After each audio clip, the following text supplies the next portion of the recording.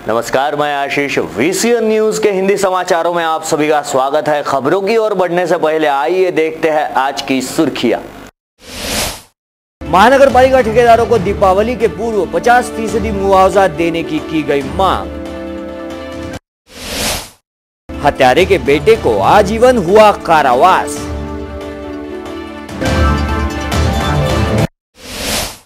और 3 दिनों में महर्षि पब्लिक स्कूल के 12 आदिवासी छात्र इरविन में हुए भर्ती। तो ये थी आज की सुर्खी। आइए देखते हैं खबरें विस्तार से। शहर के नवसारी स्थित महर्षि पब्लिक स्कूल के छात्रावास में रहने वाले अब तक 12 आदिवासी विद्यार्थियों के एक के बाद एक ऐसे 3 दिनों में कुल 12 छात्र छात्राओं पर वायरल फीवर एवं सर्दी बुखार और पेट दर्द की शिकायतें सामने आई है, जिसके चलते उन्हें वार्ड क्रमांक 5 इरविन में भर्ती करा चुका है। हालांकि इनमें से 10 विद्यार्थियों के उपचार पश्चात उन्हें छुट्टी दे चुकी है, परंतु इरविन में अभी भी इन आदिवासी विद्यार्थियों का दुर्भाग्य ने पीछा नहीं छोड़ा। यहाँ उपचार के लिए भर्ती कराए गए विद्यार्थियों को एक बेड पर 3-3 छात्रों को उपचार कराया गया, जबकि बेड पर 2 भी बच्चे ठीक से सो नहीं पा रहे थे। बता दें कि शहर के तमाम CBSE पैटर्न की स्कूलों में एक है नवसारी स्थित महर्षि पब्लिक स्कूल, जो पिछले कुछ दिनों से अपनी अक्षम्य लापरवाही के चलते अखबारों एवं समाचार चैनलों की सुर्खियां बनी हुई है। विगत 5 दिनों से इस स्कूल में पढ़ने वाले एवं यहाँ के छात्रावास में रहने वाले 12 आदिवासी छात्र छात्राएं वायरल फीवर, पेट दर्द एवं सर्दी जुकाम के चलते इरविन के वार्ड क्रमांक 5 में अपना उपचार करवा रहे हैं। शहर में मची सनसनी के बाद धारणी एकात्मिक विकास प्रकल्प अधिकारी SS ढोके द्वारा महर्षि पब्लिक स्कूल का मुआयजा करने की जानकारी देते हुए बताया कि छात्रावास के विद्यार्थियों को अत्यंत निकृष्ट दर्जे का भोजन तथा दूषित पानी की आपूर्ति होना एक कारण है। मी सौ SS ढोके, विस्तार अधिकारी धारणी PO कार्यालयामधून इथे आलेली आहे आणि मुलांची चौकशी करून मी शहरामध्ये नोंद करत आहे। 5 मुलं इथे जिल्हा रुग्णालयात भरती आहेत आणि त्या मुलांची मी नावं सुद्धा लिहून घेतली आहे आणि डॉक्टर अरुण लोहकरे RMO यांनी सांगितले की अन्न आणि पाण्याच्या याच्यामुळे या मुलांना बाधा झालेली आहे, की अन्न आणि पाण्याच्या याच्यामुळे या मुलांना बाधा झालेली आहे, की अन्न आणि पाण्याच्या याच्यामुळे या मुलांना बाधा झालेली आहे आणि तसं मी शहरामध्ये नमूद केला आहे। हा शेरा तुम्ही कुठे सबमिट करणार आहे आता PO कार्यालय धारणी। जबकि दूसरी ओर इरविन के वार्ड क्रमांक 5 में इतने दिनों के बाद महर्षि पब्लिक स्कूल संचालक प्रशांत राठी ने स्कूल प्रबंधन की ही वाहवाही बताई। उनके अनुसार रोजाना स्कूल में विद्यार्थियों की डॉक्टरी जांच कराई जाती है। उनको दिए जाने वाले नाश्ते एवं भोजन का दर्जा बेहतर बताया गया। तो जनाब राठी जी, ये भी बताइए कि इतनी बेहतर व्यवस्था स्कूल प्रशासन कर रहा है, तो आखिरकार 3 दिनों में कुल 12 विद्यार्थी इरविन में कैसे क्या भर्ती हो गए? सूत्रों की माने तो बोरिंग का पानी जिस टाकी में जमा कर स्कूल एवं छात्रावास में आपूर्ति किया जा रहा है वो निकृष्ट दर्जे का है। वही टाकी कितने दिनों से साफ नहीं की गई है, शायद ये राठी जी को पता ही नहीं। तो इसका जवाब भी स्कूल प्रशासन के पास नहीं था। कुल मिलाकर यह स्पष्ट हो रहा है कि यहाँ आदिवासी छात्र छात्राओं के स्वास्थ्य एवं दूजाभाव का व्यवहार सरेआम किया जा रहा है। इसी के साथ बढ़ते हैं अगली खबर की ओर। जिस पिता के गोद में बैठकर गजानन नागो से बड़ा हुआ, उसी पिता को कुल्हाड़ी से मौत के घाट उतारने पर तिवसा तहसील के ग्राम धोत्रा के गजानन नागोसे को दफा 302 के तहत आजीवन कारावास की सजा का ऐलान किया गया।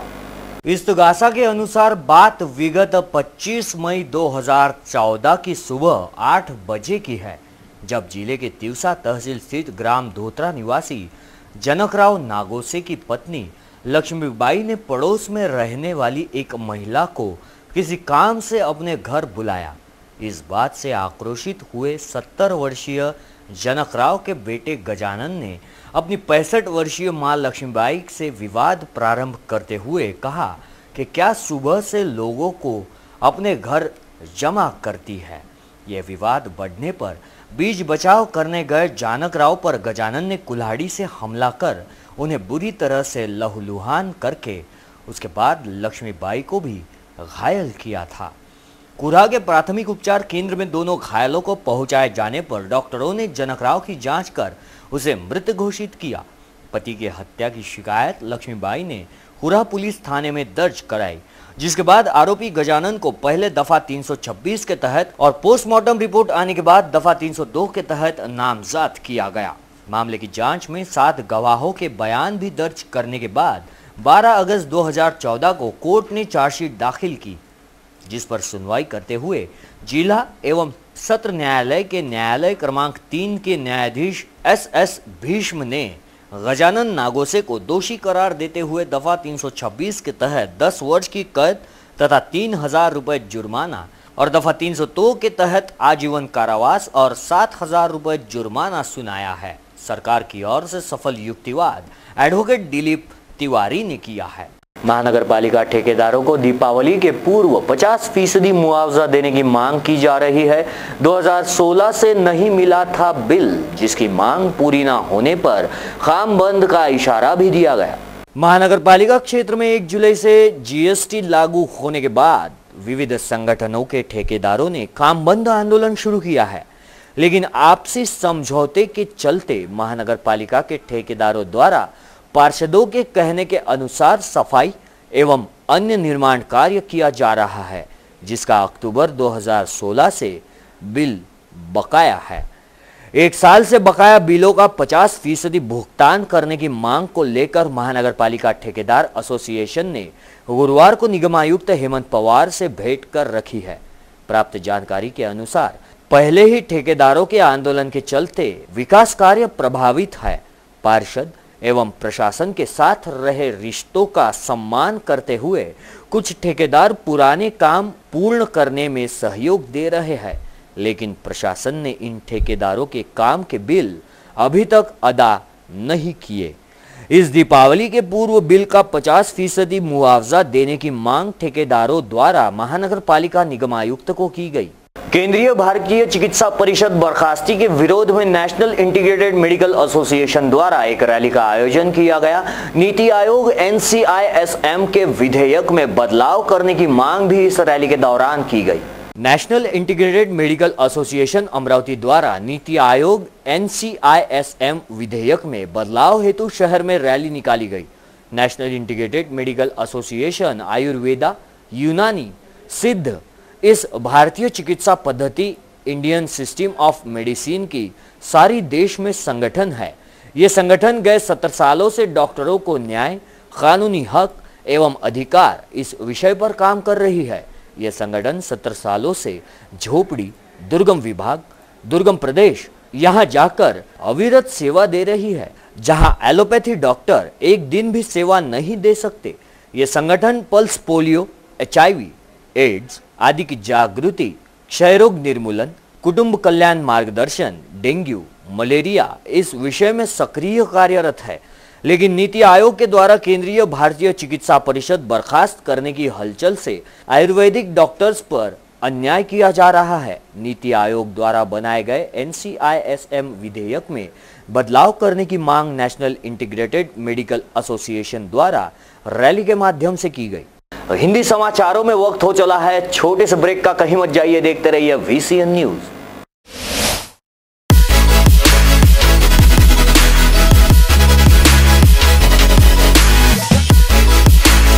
आप देख रहे हैं VCN न्यूज, आपका विदर्भ, आपके समाचार।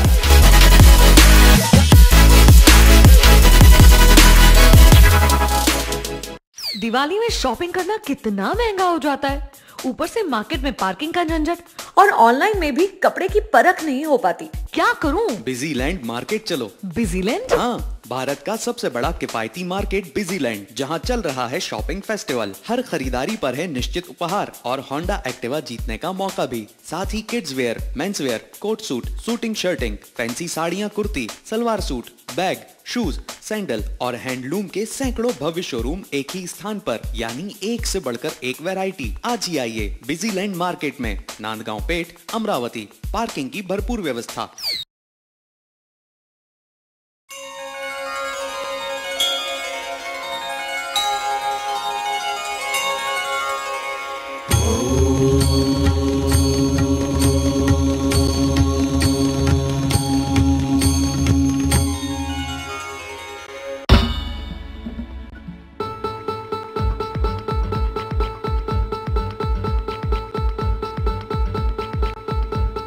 घरची शान, घरचा मान, घराकडे तिचे सर्व ध्यान।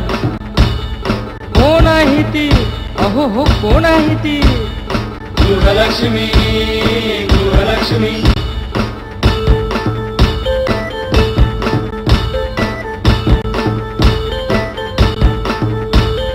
ममते पोटी प्रेमासाठी झटते नेहमी घरच्यासाठी। अहो पण काय केलं तिच्यासाठी? म्हणूनच तर घेऊन आलोय गृहलक्ष्मी, आनंद एका स्त्रीचा। अगं बाई, गृहलक्ष्मी।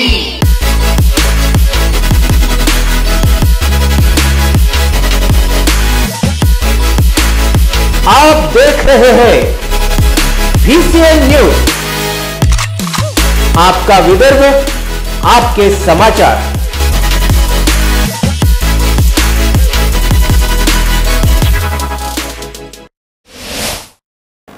ब्रेक के बाद मैं आशीष फिर एक बार आप सभी का स्वागत करता हूं। बढ़ते हैं अगली खबर की ओर। शहर के व्यस्ततम एवं व्यावसायिक फर्म के संचालकों द्वारा अपनी दुकानों के सामने रखी जाने वाली लोहे की जालियां रखने वाले दुकान संचालकों की अब खैर नहीं। उस संदर्भ में शुक्रवार से यातायात पुलिस की ओर से कार्रवाई मुहिम प्रारंभ करते हुए संबंधित दुकान या फर्म संचालकों पर कार्रवाई का हंटर चलाने के आदेश पुलिस आयुक्त द्वारा दिए गए। जानकारी के अनुसार शहर के व्यस्ततम व्यापारिक क्षेत्र जयस्तंभ चौक, राजकमल चौक, सरोज चौक के अनेकों दुकान संचालकों द्वारा अपनी दुकान के ठीक सामने ही लोहे की जालियां रखी जाती है। इन जालियों के दोनों ओर इन्हीं दुकानों के कर्मचारियों की दुपहिया रखी जाती है।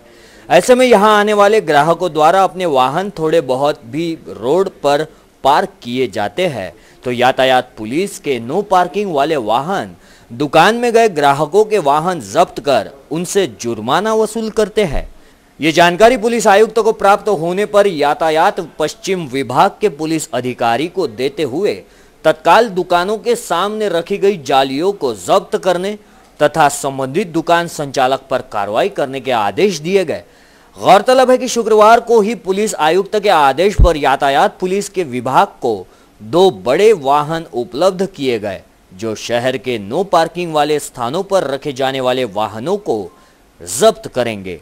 इसी के साथ रोजाना रात में विशेष नाकाबंदी करते हुए रात में विद्यार्थी उम्र वाले युवकों द्वारा रात में धूम स्टाइल में बाइक चलाने वालों को हिरासत में लिया जाएगा और संबंधितों के परिजनों को भी थाना बुलाकर अपने बच्चों को देर रात तक रेसिंग स्टाइल में मोटरसाइकिल चलाने पर पाबंदी लगाने की हिदायत भी दी जाएगी।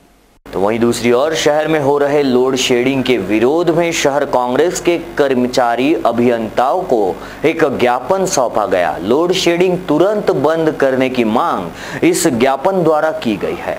गए दिनों से अमरावती शहर में लोड शेडिंग बढ़ गया है। शहर वासियों को इसका खामियाजा भुगतना पड़ रहा है।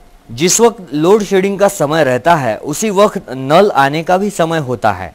लोगों को पानी भी ठीक तरह से नहीं मिल पा रहा है। तो वहीं दूसरी ओर लोड शेडिंग की वजह से दुगनी मार सहनी पड़ रही है और त्योहारों के दौर में लोड शेडिंग और ऊपर से बिजली के बिल में कोई भी गिरावट नहीं हुई है। बिजली कम और बिल ज्यादा आने से महाराष्ट्र राज्य वितरण कंपनी की तरफ से नागरिकों को बेवजह सताया जा रहा है। इसी तरह से वीज वितरण कंपनी अपनी मनमानी कर रही है। इसी के विरोध में अमरावती कांग्रेस की तरफ से महाराष्ट्र राज्य वितरण कंपनी अमरावती के कर्मचारी अभियंताओं को ज्ञापन सौंपा गया।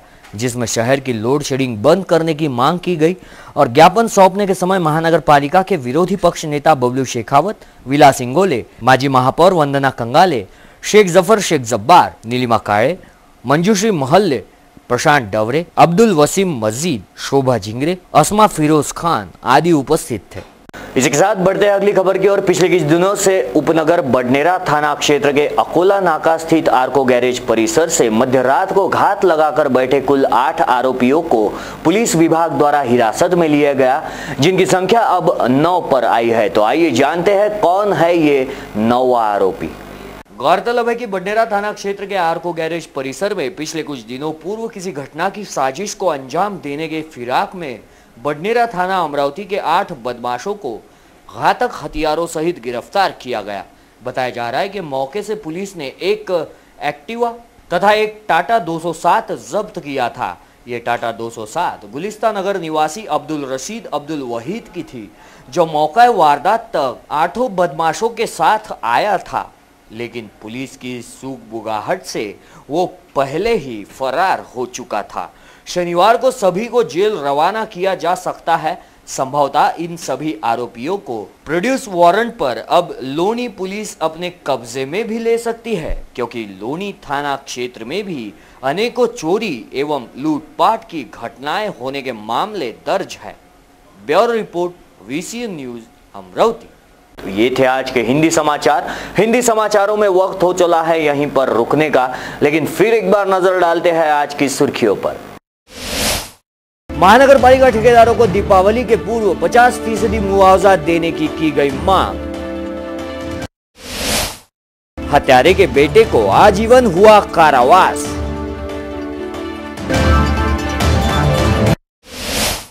और 3 दिनों में महर्षि पब्लिक स्कूल के 12 आदिवासी छात्र इरविन में हुए भर्ती। तो ये थी आज की सुर्खियां। आज के लिए हिंदी समाचारों में बस इतना ही। आप आपके सुझाव एवं समस्याएं हमें भेज सकते हैं। हमारा पता है VCN न्यूज कार्यालय, पहली मंजिल, सावजी कॉम्प्लेक्स, सतीधाम मंदिर रोड, रैली प्लॉट, अमरावती। या फिर आप हमसे सीधा संपर्क कर सकते हैं स्क्रीन पर दिए गए इन नंबरों द्वारा। विदर्भ से जुड़ी तमाम जानकारी के लिए देखते रहिए VCN न्यूज। नमस्कार।